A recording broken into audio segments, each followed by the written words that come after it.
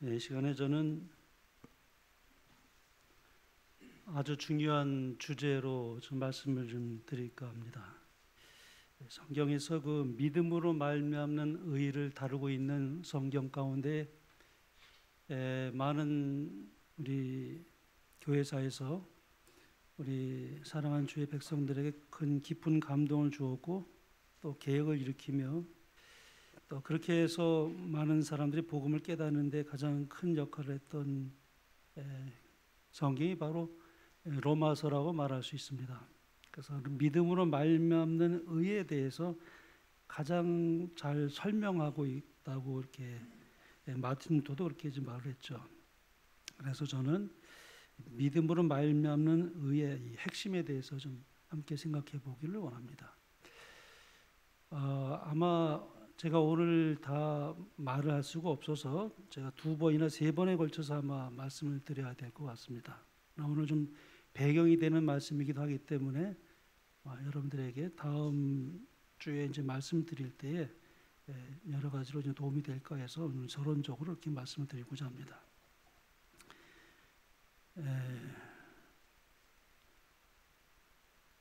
성경에서 믿음으로 말미암는 의에 대한 그 해석과 설명은 거의 대부분 사도 바울이 기록한 사도 바울이 쓴 그 서신의 그 근거를 두고 있죠. 그런데 정작 바울은 믿음으로 말미암는 의에 대한 설명의 근거를 구약 성경에서 찾고 있습니다. 바울의 이제 로마서에 보면 이렇게 기록하고 있습니다. 이제는 율법 외에 하나님의 한 의가 나타났으니 율법과 선지자들에게 증거를 받은 것이라 했습니다. 여기서 율법과 선지자들에게 증거를 받았다는 이 말씀은 구약 성경을 가리키는 것입니다. 흥미로운 것은 우리는 여기서 사도 바울의 그 성경에 대한 그 가르침과 예수님께서 제자들에게 그리고 백성들에게 가르쳤던 성경의 그 가르침이 공통점을 이루고 있다는 사실을 발견하게 됩니다. 예수님께서도 부활하신 후에 제자들에게 나타나서 성경을 가르칠 때 똑같은 방법을 사용했습니다. 예수님께서 부활하신 다음에 또 다른 이적을 제자들에게 보이지 않았습니다. 예수님께서 제자들의 믿음을 아주 확고하게 해서 마지막까지 그들이 순교하기까지 그 주님을 떠나지 않게 된 그 모든 것은 예수님께서 제자들에게 마지막 한 이 방법 그 하나 때문에 그랬습니다. 뭐 볼 수 있는 이적을 다 보지 않았습니까?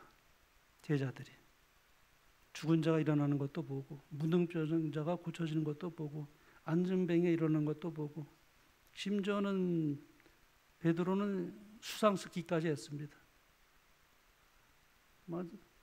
그야말로 참 그 폭풍 가운데서 바다를 걷는 그 베드로의 그 경험, 그런 놀라운 이적을 보았고 경험했던 제자들이었지만은 예수님께서 십자가에 못 박히실 때 다 도망갔습니다. 그 믿음이 그냥 다 파산되고 말았습니다. 그런데 예수님께서 제자들에게 나타나셔서 마지막 방법을 쓰셨어요. 그건 뭐냐면은 구약을 열어서 그들에게 성경을 자세히 가르쳤습니다. 자기에 대한 것. 성경을 자기에 대해서 기록한 구약 성경을 하나씩 하나씩 다 열어서 가르칠 때 그들의 마음이 뜨거움을 경험했다고 했습니다.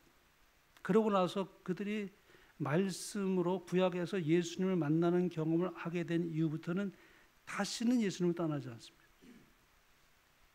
그래서 죽기까지 증인의 역할을 했어요. 왜냐하면 너무나 확실하니까요. 죽음이 두려워지 않는 순교자의 그 길을 갈 수 있던 것은 뭐냐면 구약에서 말하고 있는 성경에 있는 모든 예언이 어떻게 예수님을 통해서 성취되었는지를 예수님부터 말씀을 다 듣게 되었을 때 성경에 기초된 믿음을 확고히 한 다음에는 다시는 흔들리지 않았습니다. 근데 사도 바울도 똑같은 방법을 사용합니다. 로마서를 읽어봐도 그렇고요. 갈라디아서 읽어봐도 그렇고 구약 성경에서 끌어와서 복음을 설명합니다. 특별히 로마서를 보면 믿음으로 말미암는 의의 관점을 아브라함의 이야기를 통해서 너무나 정말 복음을 잘 설명해 주는 최고의 책이라고 말할 수 있는 것이 바로 로마서입니다. 제가 아마 이 로마서에 있는 아브라함 얘기는 오늘 제가 서론적으로만 말씀드리고 다음에 아마 저 깊이 있게 좀 다음 안식일에 말씀을 드리게 될 것 같습니다. 자, 여기 보면은 아까 제가 말씀했죠. 율법과 선지자들에게 증거를 받은 것이다. 이 구약을 사도 바울이 그렇게 말씀하고 있어요. 율법과 선지자라는 표현을 했죠. 근데 여기 누가복음 24장에 보면은 예수님도 이렇게 말씀하는 것을 봅니다. 모세의 율법과 선지자의 글과 시편의 나를 가리켜 기록된 모든 것이 이루어져야 한 말이 이것이라 하시고 이에 그들의 마음을 열어 성경을 깨닫게 하시고 그랬습니다. 모세의 율법과 선지자의 글이라 그랬어요. 원래 성경은요, 율법과 계명은 같습니다.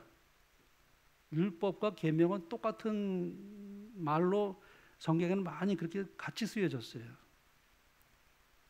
근데 율법 앞에 특별히 어떤 말을 붙였냐면 모세의 율법이라는 말을 많이 썼어요. 구약 성경은 모세의 율법과 선지자의 글, 여기는 또 시편은 더 이제 거기에 부원했습니다만은, 그러니까는 사실은 모세 오경에 다 들어 있어요. 구원 받을 수 있는 모든 이야기는 다 담겨 있습니다. 그것만 가지고도 구원을 깨달을 수 있도록 너무나 구석이 경륜이 잘 설명되어 있고 복음이 다 거기 들어가 있습니다. 그런데 하나님께서 시대가 자꾸 흘러가면서 모세 율법의 말씀을 했지만은 그 시대에 맞게 적용해서 해석할 필요가 있기 때문에 그 시대에 맞는 기별의 그 해석을 위해서 선지자를 세웠어요. 그래서 선지자의 글이 그래서 이제 쭉 나오게 된 거예요. 모세 율법만 가지고 할 수 있었지만은 모세 율법이 각 시대에 적용이 될 수 있도록, 그리고 잘 그것이 또 해석이 될 수 있도록 선지자를 통해서 기별을 주신 거예요. 그래서 성경이 두꺼워지게 된 거예요. 모세 오경만 가지고도 충분하지만은 선지자의 글이 같이 더 추가되다 보니까 오늘날 말하고 있는 성경이 이렇게 두꺼워지게 된 거죠. 그래서 하나님께서 선지자를 세운 이유는 그 시대에 맞는 기별을 적용시키는 거예요. 그리고 그것을 해석하게 했어요. 이 마지막 때도 그렇습니까? 이 마지막 때에는 더욱이 그러합니다. 왜냐하면 사탄의 속임수가 아주 너무나 교묘하고 아주 속이는 것에 능한 이 사탄이 이 마지막 때에 얼마나 많은 사람들을 속일 것인가에 대해서 하나님은 이미 보셨기 때문에 선지자를 세워서 성경에 말씀했지만 그 시대에 맞춰서 적용하고 또 그것을 해석할 수 있도록 그래서 경고하고 미리 예언하고 그렇게 해서 복음을 밝히 깨달을 수 있도록 선지자를 세웠어요. 그게 우리가 이제 남은 자손이 가지고 있는 두 가지 특징 중에 하나가 뭡니까? 하나님의 계명과 예수의 증거를 가진 자로 했어요. 예수의 증거는 대언의 영, 예언의 신화로 했습니다. 그 성령이에요. 예언의 신화란 말은 성령이잖아요. 성령께서 선지자를 통해서 글을 통하여 이 마지막 때에 복음을 잘 설명하게 하시고 그리고 이 마지막 때에 사탄의 모든 그 관계에 넘어가지 않도록 그것을 다 미리 예언하시고 말씀하시고 교훈하시고 경고하시는 것이 예언이시네.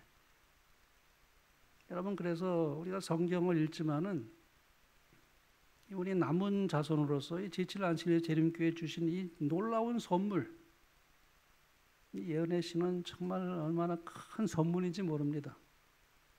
그래서 우리가 성경을 읽을 때 복음을 얼마나 잘 설명하고 있는지요. 여러분, 그것을 여러분 경험해 보십니까? 제가 중학교 때 정로기도를 처음 읽었습니다. 근데 제가 뭐 그렇게 대단히 뭐 성경을 연구하는 사람도 아니고 뭐 감리교회 다니면서 그냥 이렇게 일주일에 한 번씩 교회를 다니지만은 깊이 있게 내가 복음을 이해했다고 보기는 어렵지만은 이 정로의 계단, 우리 재림교회 있는지도 몰랐어요. 정로의 계단 읽고 하여튼 깊은 감동을 받았어요. 뭐 얼마나 많이 알고 깊은 감동 받은 것은 제가 뭐 지나간 옛날 아주 중학교 때니까요. 그리고 고등학교 올라가서도 학교 다닐 때 그걸 가지고 다녔어요. 영화인데요. 그 읽을 때마다 뭔가 깊은 하여튼 감동을 주었어요. 이 정로의 계단이. 그때 읽었던 그 이 감동이 그 나중에 청년 때 또 읽어왔죠. 청년 때 돼가지고 또 읽었는데 또 새롭게 이게 또 다시 더 이렇게 확대돼서 나타나요. 복음을 이해하는데. 그리고 신학교에 들어가서 이제 또 정로회도 읽었잖아요. 또 달라요.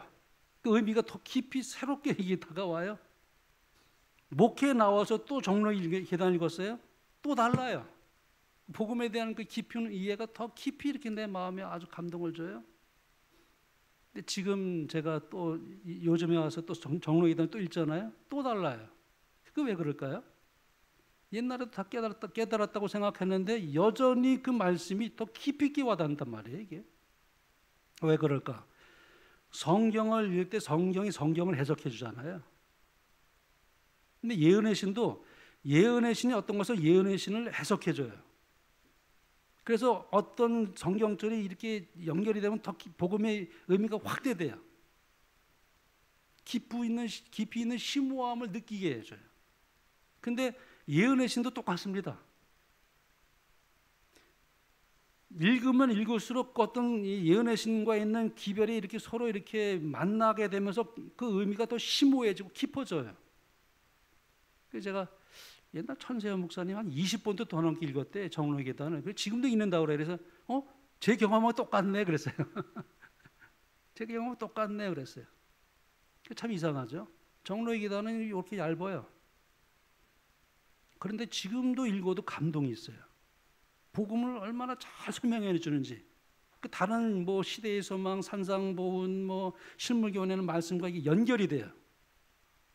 연결이 되면서 복음의 의미를 더 심오하게 드러내 준다는 놀라운 사실을 제가 발견하면서 제가 은혜를 많이 받습니다. 뭐냐면 선지자의 증거입니다. 말씀을 해석하게 하시고 시대에 적용시키는 기별을 하나님께서 LNG 화색에 주신 거예요. 그래서 복음을 잘 설명해 주고 있습니다. 참 놀라운 축복이에요. 그래서 하나님께서 여기 보면 모세의 율법과 선지자의 글이라는 표현을 했는데 모세의 율법도 충분합니다. 그러나 왜 그러냐면 각 시대마다 그 시대에 적용시키는 기별을 주기 위해서 선지자를 세웠던 거예요. 근데 이 마지막 때는 더욱이 그러합니다. 하나님께서 LNG 말씀을 통해서 기별을 주신 것이 선지자의 글입니다. 예수의 증거요 대언의 영이라고 말할 수 있습니다. 제가 간증입니다. 늦은비 성령 기도회를 여기서 이제 저 전라도 나주에서도 오시고 또 충청대도 오시고 강원대에서도 오시고 동중안에서도 오시고 서중안에 이렇게 해가지고 한 12명 내지 15명이 여기 늦은비 성령 기도회를 모이는 그런 그룹이 있었어요. 이제 그분들에게 이제 자리를 이제 제공해주고 그렇게 하고 있는데 어느 날은 저에게 말씀을 주시면 좋겠다 그래요. 그래서 제가 강사님이 다 계시는데 뭐 저기 뭐 그렇게 하지 그래도 목사님이 여기 계시니까 좀 말씀을 주면 좋겠다. 그래서 이제 말씀을 증거할 수 있는 기회를 가지게 됐는데 어떤 주제를 줘요. 주제 늦은비 성령에 관련돼서 이 마지막에 관련된 그 복음을 좀 주셨으면 좋겠다. 그래서 이제 제가 그분들의 부탁을 받고 이제 말씀을 제가 하는데 한 1년 반인가를 여기서 집회를 했어요. 근데 그 중에 이제 사정이 생겨가지고 늦은비 성령 기도회를 인도하는 리더자가 좀 다른 사정이 생겨가지고 이제 더 진행하기 어렵게 됐어요. 그래서 이제 여러 가지 말도 하고 뭐 그러다가 이제 헤어지는 그 마지막 집회가 되었는데 이제 마지막 이제 내가 말씀을 전하고 이제 나가는데 박장로님이라고 이름을 좀 제가 대기는 좀 그렇습니다만 그분은 자기 그 아들이 신학을 했어요. 저하고 같이 공부를 했어요. 근데 그 아들이 신학을 하다가 마음이 전향이 돼가지고 치과 의사가 됐어요. 미국에서 치과 의사를 하고 있습니다. 그리고 그분 딸이 또 산모가 됐어요. 그래서 이제 그리고 그분은 정말 말씀대로 살려고 노력하고 꽤 아주 신앙이 열린 깊은 분이에요. 근데 이제 계속 1년 반 동안 그분이 이제 참석을 했는데 그날의 마지막에 이제 말씀을 이렇게 하다가 나가는데 한 목사님이 이날 학교에서 뵐 때하고 틀리대요. 아니 목사님이 아주 크게 보인대. 이게 무슨 말씀이세요? 그랬더니 아니 내가 예언의 신을 그렇게 많이 읽었고 다 알고 있고 무수하게 듣기도 했고 그랬는데 목사님이 성경을 이렇게 해석하면서 예언의 신을 이렇게 적용시켜서 이렇게 말씀을 할 때 이 성경이 새롭게 이렇게 보이는 그 어떤 그런 감동이 있어가지고 나도 모르게 눈물이 울컥했대요. 그래서 저한테 말하면 눈물이 글썽글썽하셔가지고 아 목사님 계속 인도주의 성령 기도회를 인도하시면서 내가 계속 올 텐데 아쉽다고 그래요. 저는 다른 거 얘기하지 않고 성경 본문과 본문에 관련해서 잘 해석해주고 있는 복음을 잘 설명하고 있는 예언의 신을 가지고 이렇게 뭐 어떤 예화도 들지 않고 그렇게 이제 증거했을 뿐이에요. 그 다음에 이제 나주교에서 오신 목사님이 계셔요. 그분이 강사예요. 근데 이분은 그 말레이시아에 있는 사모님과 결혼을 했어요. 근데 은퇴를 하셨어요. 근데 1년이면 한 반은 해외에서 선교하는 분이에요. 아주 사명감이 보통이 아니셔요. 근데 코로나 때문에 다니질 못하는 거예요. 그래서 이제 여기 농장을 나주에서 하고 계시는데 한 달에 한 번씩 이렇게 올라오셔요. 올라오셔서 이제 그렇게 하셨는데 마지막 차를 타고 가시면서 목사님 할 말이 있다 그러세요. 예, 무슨 말씀이시냐고. 우리 집사람하고 같이 똑같은 그런 것을 느낌을 받았는데 목사님이 그 성경을 설명할 때 꼭 예언의 신을 이렇게 좀 적용해서 인용해서 얘기하는데 우리 집사람하고 똑같이 느꼈지만은 성경이 살아 움직이듯이 새롭게 이렇게 다가온다는 거예요. 그래서 많은 은혜를 받았다, 감동받았다고 그래요. 그분이 또 그렇게 얘기하셔. 그래가지고 목사님이 계속 한다면 자기가 나주에서 여기까지 계속 올라올 마음이 있대요. 한 달에 한 번씩. 근데 아쉽다고. 그러면서 그분이 가셨어요. 그때도 마찬가지였죠. 저는 제가 한 몇 달 동안 한 6개월간 제가 말씀을 드렸나? 근데 지금 성령에 관련돼서 세천사의 기별에 관련돼서 그리고 로마서에 또 히브리서의 요한복음에 나타나는 복음을 이렇게 좀 다 이렇게 연결시켜 가지고 예언의 신의 말씀을 조합해서 이렇게 말씀을 드렸는데 그분들이 그런 고백을 한 것입니다. 그래서 저는 누가 뭐래도 예언의 신에 대한 확신이 있습니다. 제가 왜냐하면 마음에 정말 말씀을 읽고 깨닫고 복음을 이해하는 데 있어서 참으로 큰 빛으로 인도하는 작은 빛이 무엇이라는 것에 대해서 너무나 복음을 잘 설명하고 있고 지금도 감동을 받고 있고 지금도 정말 말씀을 연구하면 연구할수록 주님을 더 깊이 사랑하게 되고 구속의 경륜의 신비를 이해하게 되고 우주적인 대쟁투의 관점에서 선악을 이렇게 보는 관점에서 이 모든 세상을 보는 눈도 열려지게 되고 하는 그 모든 이 어떤 이 분별력도 거기서 생기게 되고 그래서 참 저는 이 예언의 신을 너무나 사랑합니다. 또 저는 이 마지막 때 하나님께서 저 마지막 남은 자손의 두 가지 특징 가운데 하나가 뭐냐면은 예수의 증거를 가진 자들이라고 그랬습니다. 사탄이 가장 공격을 많이 하고 있고 제일 싫어하는 게 각세대 대쟁투입니다. 여러분 각세대 대쟁투 읽었을 때 사탄이 자기의 정체가 드러나니까 어떻게 됐습니까? 펀치를 했잖아요. 엘렌 G 화이트에게. 그래가지고 엘렌 G 화이트가 거의 죽다 살아났어요. 사탄이 펀치를 가격했으니까. 그렇게 해서 그 모든 자기의 정체를 다 드러내니까 제일 싫어하는 거예요. 사탄이 자기의 정체를 드러내니까. 여러분 각세대행투를 제가 요즘 읽어보면 하나님께서 우리에게 얼마나 큰 축복을 주셨는지 세상에 일어날 그 모든 일들에 대해서 벌써 140년이 흘러갔는데 얼마나 정확하게 성취되고 있는지 말이죠.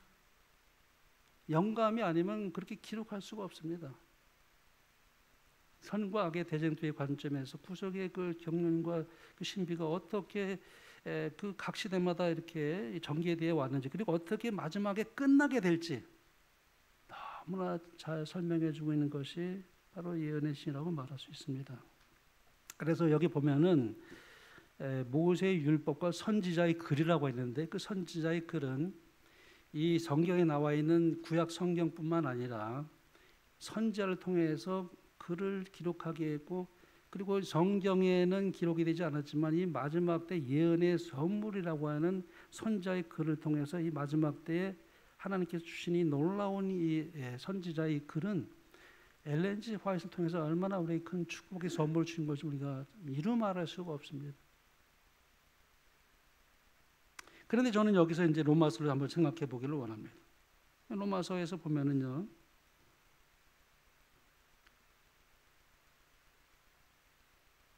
로마서 5장에 보면은 사도 바울이 복음을 쉽게 설명하기 위해서 이 아담은 오실 자의 표상이다, 이런 용어를 사용했습니다.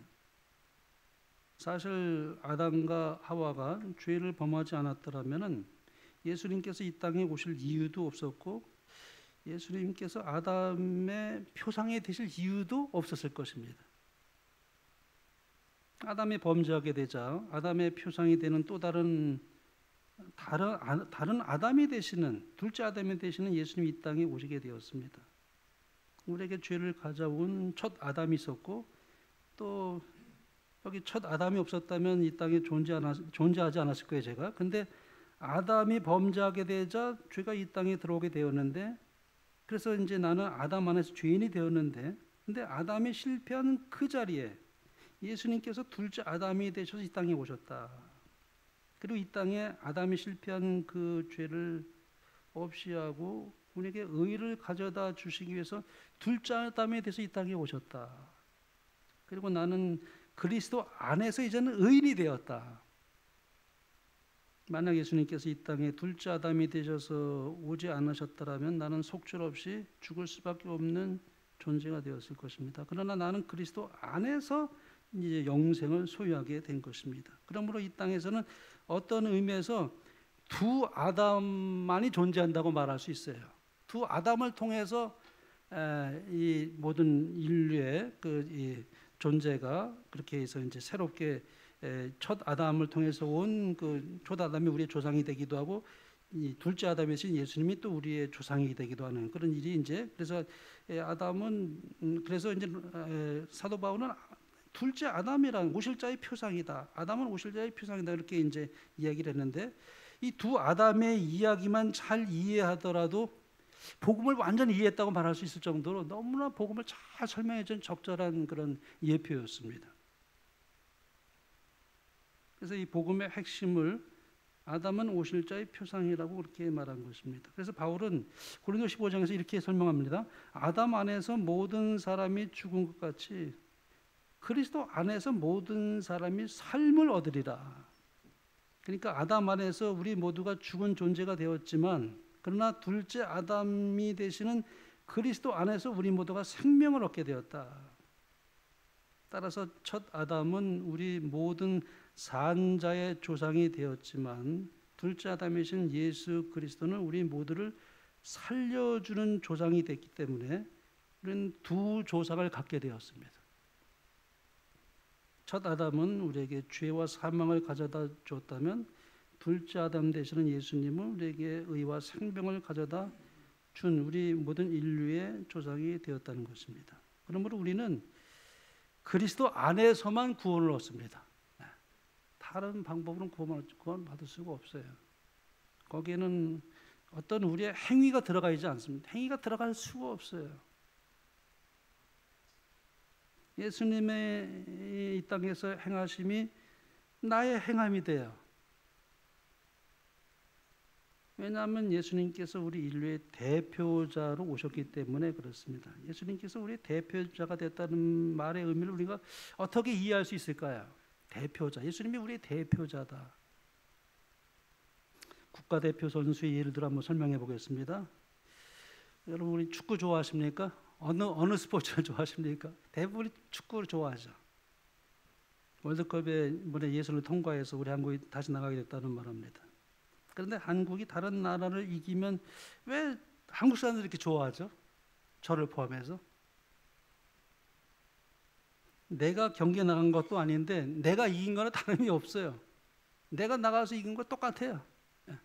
그들이 국가대표였기 때문에 나라의 명예를 걸고 나가서 그들이 이제 경기에서 승리했는데, 그들이 나가서 승리했는데 내가 나가서 경기한 것도 아닌데 내가 승리한 것처럼 똑같이 기뻐한단 말이에요. 왜냐하면 그 순간은 하나가 됐기 때문에 그래요.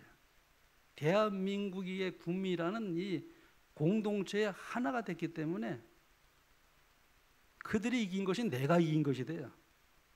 그렇죠? 그래서 우리가 그렇게 열광하는 거예요. 이기면은 너무 기뻐하고 막 사람들이 이렇게 좋아합니다. 왜냐하면 그 대표 선수들이 나가서 다른 나라를 이긴 것은 내가 나가서 이긴 것과 동일하게 느껴지기 때문에 그렇습니다. 그 순간, 그 경기를 이긴 그 순간 나는 대표 선수와 하나가 됐기 때문에 그 대표 선수가 골을 넣는 순간 내가 그들과 한국 사람으로서 하나가 되었기 때문에 내가 골을 넣은 것 같은 똑같은 느낌을 갖는 것입니다. 그래서 내가 골을 넣는 것과 똑같은 느낌. 그런 거 왜냐하면 한국을 대표하는 그들의 대표 선수이기 때문에 이제 그런 다른 이유가 없습니다. 그들이 그 골을 넣은 것에 대해서 내가 골을 넣었다. 예수님은 우리 대표 선수에 말하자면 한국에 오셔서 대표자가 되셔서 그분이 행하는 그 모든 것이 믿음으로 내가 그분과 함께 하나가 되는 순간 그분이 행한 모든 것이 나의 것이 된단 말이에요. 그런 의미예요. 이 대표자라는 의미가 바로 그런 의미가 됩니다. 그러니까 나의 공로는 전혀 없어요. 절대 나의 공로로 하늘에 가지 못합니다. 그분의 행하심이에요. 그분의 공로예요. 그분의 은혜입니다. 그분의 순종. 그분의 순종이 나의 순종이 돼요. 그분이 죄와 싸워서 이긴 것이 내가 죄와 싸워 이긴 것으로 여겨져요. 그래서 그 믿음을 내가 받아들일 때 나는 값없이 의로움을 받습니다. 그게 이제 믿음으로 말미암는 의죠. 왜냐하면 그분이 우리의 대표자가 되기 때문에 그렇습니다. 하나가 되었기 때문에 그렇습니다. 함께 가는 거예요. 함께. 나는 아무 공로가 없습니다. 그래서 사도 바울은 함께라는 말을 참 많이 사용했어요. 사도 바울 소설을 읽어보면 함께라는 말이 얼마나 많이 나오는지 몰라요. 한번 보겠습니다. 디모데후서 2장에 보면 이렇게 말씀합니다. 미쁘다 이 말이요, 우리가 주와 함께 죽었으면 또한 함께 살 것이요. 하나예요. 여기 함께라는 말을 사용하지 않습니까? 왜냐하면 하나가 됐기 때문에. 또 골로새서에 이렇게 말씀합니다. 이는 너희가 죽었고 너희 생명이 그리스도와 함께 하나님 안에 감추었습니다. 여기도 우리 생명이 그리스도와 함께 하나님 안에 감추었다고 말씀합니다. 또 사도 바울이 이렇게 말합니다. 너희가 침례로 그리스도와 함께 장사한 바 되고 또 죽은 자들 가운데서 그를 일으키신 하나님의 역사를 믿음으로 말미암아 그 안에서 함께 일으키심을 받았느니라. 함께. 또 우리 갈라디아서에 보면은 내가 그리스도와 함께 십자가에 못 박혔나니. 네. 그래서 사도 바울은 함께 이런 말을 참 많이 계속해서 사용합니다. 또 볼까요? 에베소 3장입니다. 또 함께 일으키사 그리스도 예수 안에서 함께 하늘에 앉히시니. 그런데 여기 보면 이제는 아예 안에서라는 말과 함께 사용한 걸 보게 돼요. 예수 안에서. 그래서 안에서라는 말이 또 사도 바울의 소설에 참 많이 기록되어 있습니다. 예수 안에서, 성령 안에서, 하나님 안에서, 이런 안에서 함께. 복음을 이해하는 데 굉장히 아주 중요한 표현입니다. 또 보겠습니다. 너희도 성령 안에서 하나님이 거하실 처소가 되기 위하여 예수 안에서 함께 지어져 가느니라. 사실 이것은 믿음으로만 가능한 이야기입니다. 그래서 믿음으로만 구원을 받아요. 믿음이 없이는 안에서 함께 이런 말을 사용할 수가 없죠. 그래서 믿음으로 말미암는 의입니다. 믿음으로만 가능해지고 유효한 것이기 때문에 그렇습니다. 사실 바울의 이 안에서라는 표현은 이 요한복음에서 이제 이미 예수님께서 하신 말씀을 빌려온 것입니다. 여기 보면은 이렇게 말씀했습니다. 내 안에 거하라. 포도나무 가지에 비해서 말씀하죠. 내 안에 거하라. 나도 너희 안에 거하리라. 연합이죠. 하나됨을 말합니다. 예수님과 나가 하나가 되는 거예요. 그래서 가지가 포도나무에 붙어 있지 않으면 스스로 열매를 맺을 수 없음 같이 너희는 내 안에 있지 아니하면 그러하리라. 나는 포도나무요 너희는 가지라. 그가 내 안에, 내가 그 안에 거하면 이 모든 표현이 다 함께 하나 되는 것을 말씀하고 있습니다. 사람이 열매를 많이 맺나니 나를 떠나서 너희가 아무것도 할 수 없습니다. 사람이 내 안에 거하지 아니하면 가지처럼 밖에 버려 마르나니 사람들이 그것을 모아다가 불에 던져 살아나니라. 너희가 내 안에 거하고 내 말이 너희 안에 거하면 무엇이든지 원하는 대로 구하라. 그리하면 이루리라. 그러므로 우리는 자꾸 성경에서 이런 여러 표현들에 대해서 이제 익숙해질 필요가 있습니다. 우리가 영적인 사람이 되려면 그래서 영의 말씀을 자꾸 읽고 묵상하고 그 표현에 익숙해질 필요가 있습니다. 영감의 글에 보면 이렇게 말씀하고 있습니다. 이 예언의 글을 이제 우리가 이제 한번 보겠는데요. 이해력은 평소에 익숙한 사물에 대해서만 이해하려는 경향이 있다. 그렇죠. 우리가 이해력은 평소에 익숙한 사물에 대해서만 이해하는 경향이 있습니다. 만일 사사로운 일과 평범한 일에만 몰두하고 위대하고 영원한 진리를 이해하고자 열성적인 노력을 기울이지 않는다면 이해력은 위축되고 약해진다. 성경은 사람의 마음에 나타난 바 된 가장 높고 가장 고상하며 가장 놀라운 진리들을 명상하도록 곧바로 인도한다. 성경은 우리의 사고력을 만물의 위대하신 창조주께로 인도한다. 성경은 어린아이라도 이해할 수 있으나 가장 강한 정신을 가진 자의 재능까지라도 좌절시킨다 그랬어요. 좌절시킬 만큼 광범위한 진리를 나타낸다. 어린아이도 깨달을 수 있지만 그러나 아무리 명석한 최고의 두뇌를 가진 최고의 학자라 할지라도 이 성경을 좌절을 느낀다 해서 너무나 광범위하기 때문에 유다와 예루살렘 거민들아 내 말을 들을지어다. 너희는 너희 하나님 여호와를 신뢰하라. 그리하면 견고히 서리라. 그 선지자를 신뢰하라. 그리하면 형통하리라. 하나님께서 마지막 때에 선지자를 세우셨습니다. 그 말씀에 귀를 기울이고 감동을 우리가 받게 될 때는 우리의 삶이 형통함을 경험하게 될 것입니다. 여기 이렇게 말씀합니다. 예수께서 이르시되 율법에 무엇이라 기록되었으면 네가 어떻게 읽느냐. 예수님은 배움에 매우 중요한 측면으로 우리의 시선을 이끄신다. 다른 사람의 말을 듣는 것만이 아니라 우리 각자가 하나님의 말씀인 성경을 스스로 읽어야 한다는 것이다. 물론 교사와 목사의 역할이 있지만 결국 중요한 진리를 찾으려면 자신이 성경을 읽어야 한다. 우리가 듣는 것을 만족하면 안 돼요. 그러니까 과정 공부에서 우리 윤정태 장로님 말씀을 잘 설명 듣잖아요. 또 제가 이렇게 설교하는 것, 그러나 그것이 전부가 될 수 없는 것이 개인적으로 성경을 스스로 읽어야 됩니다. 여기 이제 마지막으로 제가 이 말씀을 읽고 이제 정리하겠습니다. 여기 히브리서 보면 이렇게 말씀했어요. 멜기세덱에 관하여는 우리가 할 말이 많으나 너희가 듣는 것이 두나무로 설명하기 어려우니라. 이 히브리서를 기록할 때 사도 바울이 이 멜기세덱 얘기를 하고 싶은데 이 말 이제 할 말이 많은데 너희가 듣는 것이 둔해서 참 설명하기 어렵다는 말을 해요. 때가 오래되었으므로 너희가 마땅히 선생이 되었을 터인데 너희가 다시 하나님의 말씀의 초보에 대해서 누구에게서 가르침을 받아야 할 처지니 단단한 음식은 못 먹고 젖이나 먹어야 할 자가 되었도다. 이는 젖을 먹는 자마다 어린 아이니 의의 말씀을 경험하지 못한 자여 단단한 음식은 장성한 자의 것이니 그들은 지각을 사용함으로 연단을 받아 선악을 분별하는 자들이라. 그래서 우리가 언제까지나 젖을 먹고 이유식만 할 수는 없죠. 단단한 음식을 먹어야 장성한 자로 우리가 자라가기 위해서는 때로는 좀 어려울 수도 있어요, 말씀이. 그러나 우리가 스스로 말씀을 깊이 연구하고 스스로 찾는 사람에게는 성령께서 친히 교사가 되어 주셔서 깨닫게 해주십니다.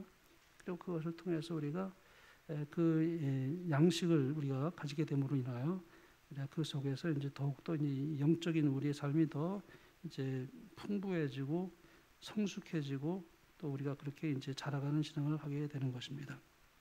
그래서 이제 우리가 이 믿음으로 말미암는 의의 그 핵심, 오늘 좀 굉장히 중요한 주제인데요.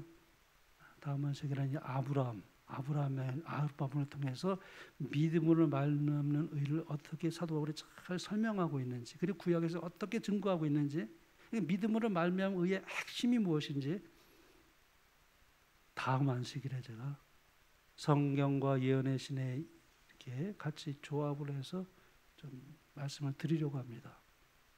복음의 신비를 깨닫게 되면은 다른 것은 그렇게 큰 관심을 가지지 않게 됩니다. 왜냐하면 더 좋으니까요. 복음을 깨닫는 것이 더 좋거든요. 세상에 대해서 재미를 느끼는 것보다 더 좋거든요.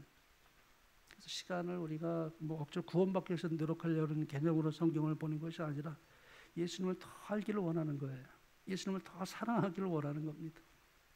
그리고 하나님께서 이렇게 사랑으로 주신 그 기별의 그 의미가 얼마나 깊고 오묘한지를 이제 우리가 말씀을 통해서 우리 그것을 깨닫게 되면은 그것이 최고의 기쁨이기 때문에 다른 것이 그것을 대신할 수가 없어요. 그래서 우리가 점점 더 심층적으로 복음을 이해하게 되고, 좀 딱딱한 음식이지만은 그것을 우리가 깨달아 알기만 하면은 놀라운 그 구속의 신비와 복음을 우리가 깨닫게 됩니다. 그것을 우리에게 깨닫는 데 있어서 하나님께서 이 마지막 때 그분의 사자를 허락하셨어요. 예언의 신입니다. 예언의 신을 사랑하시게 되길 바랍니다. 그리고 많이 읽게 되기를 바랍니다. 그러면은 다른 책이 읽어지지가 않아요. 그렇게 큰 관심이 없어요. 제가 알고 있는 어떤 분이 있어요. 자팍사전이에요. 그분에게 얘기하다 보면 얼마나 아는 게 많은지 몰라요.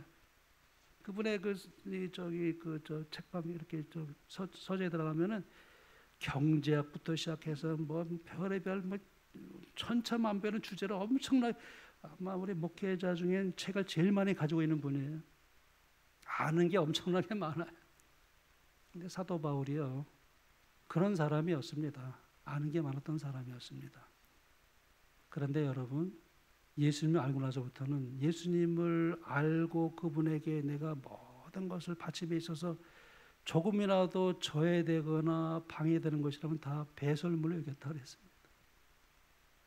그래서 우리가 그런 것이 소용없고 그것이 유익하지 않다는 것은 아니에요. 그러나 복음을 알고 난 다음에는 복음이 최고예요. 그리고 그 속에서 우리가 발견되기를 원하는 것입니다. 다른 것에 큰 관심을 가지지 않게 돼요. 그래서 우리가 더 성경을 깊이 보게 되고 이해하게 되고 주님을 사랑하게 되고, 주님이 이제 그래서 나의 삶의 전부가 됩니다. 복음이 나를 그렇게 만들어요. 거기에서 감사가 나오고, 거기에서 행복을 찾게 되고, 거기에서 인생의 중요한 그 목표가 뭔지를 깨닫게 되고, 사명의 뭔가를 깨닫게 되는 그 모든 것은 복음을 깨달을 때 오게 됩니다. 다른 거에 관심을 갖지 않게 돼요. 우리가 그러한 눈으로 좀 더 복음의 신비를 우리가 이해하는 데 있어서 성령께서 우리 물을 축복하셔서 믿음으로 말미암는 그의 핵심이 무엇인지를 깨닫게 되면서 더 한층 우리의 삶이 더욱더 주님 앞에 가까이 나가며 그분의 뜻을 따라 살아가는 것이 얼마나 큰 기쁨인지, 이 마지막 때 그분을 통해서 우리에게 주시는 이 놀라운 예언의 기별이 어떻게 성취되어 가고 있으며 우리가 어떤 경점에 살고 있으며 무엇이 우리를 기다리고 있는지. 그래서 우리 두려움이 없습니다. 복음을 깨달으면 두려움이 없어요. 여러분, 복음이 우리를 그렇게 만듭니다. 전혀 두려움이 없습니다. 그래서 순교하는 것입니다. 너무나 확실하니까요. 하나님께서 우리 모두에게는 축복을 주시게 되기를 간절히 바라면서 말씀을 마치겠습니다.